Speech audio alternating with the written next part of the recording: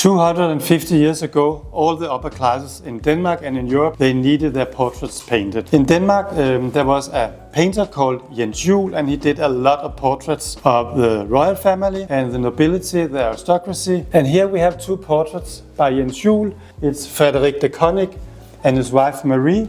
And they came to Denmark in the last part of the 18th century, and they settled here in Denmark. He became very rich from trade and shipping and other businesses, and they established themselves in Copenhagen and built a very fine country house north of Copenhagen also. And of course now they became sort of acquainted with the Danish culture.